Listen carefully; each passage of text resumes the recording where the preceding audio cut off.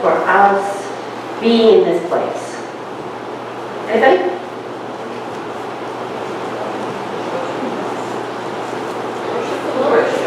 Worship God. Pray. Learn. There's a lot of reasons we're here, but I mean, what's the point of us being in this place? Yes, to worship God, to learn, but Jesus' disciples, they learned all about Him. They knew Him. They knew Him better than anyone. They worship God, absolutely. They listened to Jesus. They saw what He did. They learned His teachings. They saw Him heal. They paid attention to His examples. But yet here we see them following Him as He's trying to take a bit of a breather. He's going to the park to be by Himself. And they follow Him, and He says to them, okay, now pay attention. This is what my ministry is really about. It's not about them. It's not about His disciples understanding. It's not about His disciples knowing Jesus. It's not even about, it's about worshiping God, but more than that, hear what He says. Let's go to the village so I can preach there also. This is why I come. It's not about them. It's about the people around and about who don't know Jesus, who don't know what He's about, who don't know who He is or the reason for Him being there. And He says to them, this is why I'm here, so that I can go and preach to the rest of the villages. And that's what He is equipping them to do after He's gone. That's what He's equipping us to do. That's why we're here. We aren't here just to learn about Jesus and what He can mean in our lives or how we can be better people, because it's not just about us.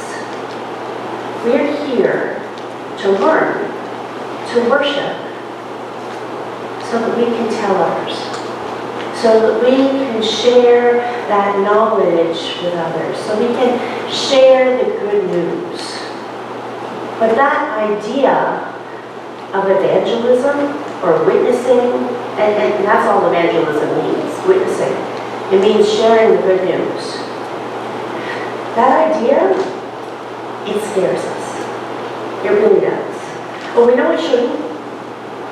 But the idea of talking about our faith with somebody else kind of gets us a little tense, a little choked up, a little uncertain. And it shouldn't, but it does. Even me sometimes. We all know the bad way to evangelize. Thanks for our witness, or our video. But what's the good way? The one way that doesn't need to be scary is to invite people to be here. To be here at St. Giles. Because St. Giles is a pretty nice place. We have cushions on our pews, or at least some of them. We're a friendly group. We have fun. We have ice cream. But that's just part of who we are. All good things, all excellent things, but it's not the most important thing. In this place, we come to genuinely share the love of Jesus Christ. This week, we shared that with 89 children. Isn't that amazing? And that's a really, really good thing. And some of you might wonder how we went from 12 kids in my first year here to 89 kids this week. And there's a few good reasons. We have a great program with Kintail Road. We have great organization Lisa, our fearless leader, is amazing and a blessing to us. We are really friendly and fun. But the biggest reason we've grown is kids are excited to be here. They're thrilled. They love it here. And they share that excitement with their parents and with their friends. They tell their friends that they're having fun, that they're singing songs about Jesus, that they're learning stories. And they invite their friends to come. They really, truly do. And that's how a BBC grows. And that's how a church grows, too. One person telling one person about this place. One neighbor inviting one neighbor to come for ice cream. I mean, that's not all of who we are, but it's a really good place to start. Because once people are here, they can find a place to belong, to be who they are, to have a family to share life with, to share joys and sorrows, to care for each other in the tough times, and laugh with each other in the good times. And we can share the good news of Jesus Christ, and how knowing Christ can save and change lives. Like the video, we can't just smack people upside the head with the gospel and expect an immediate reaction that probably is pretty negative. Even inviting people to church can be tough, because I don't know if you run up against this or not, but churches don't always have the best reputation. We kind of have a reputation of being closed or closed-minded. Kind of have the reputation of being a little cold and judgmental. And when we invite people to come to this place, to St. Giles, we need to tell them we aren't that way. And if it takes a comment about ice cream or barbecues to get that conversation started, then so be it. But more than that, we have to show. We have to model what we have learned from Jesus, like his disciples. We have to share his story. And his story is all about joy and love and hope and peace. And that's what the kids learned this week. They learned all of those things. And they had a word of the day every single day. Let me share with you these words. The first day was aloha. Hawaiians use it to say hello, to say goodbye, but it's also an expression of how to do life and love.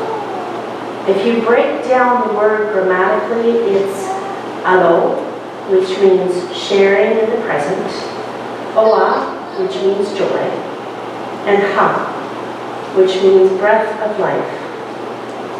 It basically means the joy of sharing life. And that's what we do here. We share life. Isn't that what Jesus wants us to do? Share life, share joy. The second day was Ubuntu, community. Bishop Desmond Tutu says that this Zulu word is the essence of being a person. It means that we are people through other people. We cannot be fully human alone. We are made for interdependence. We are made for family, he says. That's how we share lives together with one another, by being family in this place. And when we are family, then we can share the best part of our lives, which is our faith. Day 3 brought us the Jewish word shalom, which at its core means peace. Peace between two people, peace between nations, just being calm, being quiet. Jesus offers us the peace that only He can, the peace that strives for, that we long for. Having that kind of peace in our lives is invaluable as we go through times of unrest and struggle and challenge. And we try to share that knowledge of that peace with others as we go through life. The English word was agape, the Greek word for love, or more correctly, one of the Greek words for love. Agape is the highest, purest form of love. The love of God for His children, for each of us. And the pure, unselfish word for love that we can share with other humans. This love that's available from God, we learn about it here. And we can share it with others. And the last day, the children learn about si se puede. It's Latin. And it means, yes, we can. It is the peace that pushes us to change, to grow, to unite. Each of these words is integral to our life as a church. But it is this last one that I hope we can embrace and help our congregation to share the peace with those around us. I hope we can move past our anxiety and our discomfort and invite someone to church. Ask a friend to church. Ask them to share in this incredible faith. We've taken steps to do that. In our BBCs, in our PAK BBCs, in our close dinners, but it really doesn't have to be that elaborate. It just takes a simple invitation, like we saw with the video. Will you come to church with me? You can follow it up by, we've got ice cream, we've got a barbecue, we're really friendly, we have a minister who's crazy, whatever you like. But take a moment. Think about what you love here. And then ask that person. You know, that person that you would to have sitting next to you. And I'm personally inviting all the BBC parents and kids to join us next week. We may not have ice cream, we may not have a barbecue, but we're still really super friendly and I'm always going to be crazy. We would love you to be part of our family. We would love to share life with you, share joys and challenges with you, share the good news that your kids learned about this week. To get back to my original question, that's why we're here, to share the good news. To get back to Jesus' original statement, that's why He's here. Let's go to the rest of the villages so I can preach there also. That's why I've come. So let's go to the rest of the villages, to our families, to our neighbors, to our workplaces, to our gathering places, and share the good news there. Share the good news here. Invite someone to church. Next week, our series takes us to Jesus Goes to a Picnic. So let's have a picnic. Okay, this is totally out of the blue. This was a mindset at 6 o'clock in the morning. Let's have a picnic. Great big potluck picnic. Everybody, bring what you would bring to a picnic. We're not going to have a barbecue or anything else. It's not going to be elaborate. We're just going to come together and share a meal and have fun. Let's do it indoors, let's not make it really heartbreaking for anyone. And I want you to take an invitation. They're out there in the foyer. Take this invitation, and it says, come to a picnic. I'd like to invite you to a picnic next week at my church. You don't have to bring a thing, just yourself. Sunday at 10, St. Giles, 205 Linden. Hope you can come, and if you need a ride, I'd be happy to pick you up. It's just that simple. Give it to one person. If you need to say, my minister made me do it, that's fine.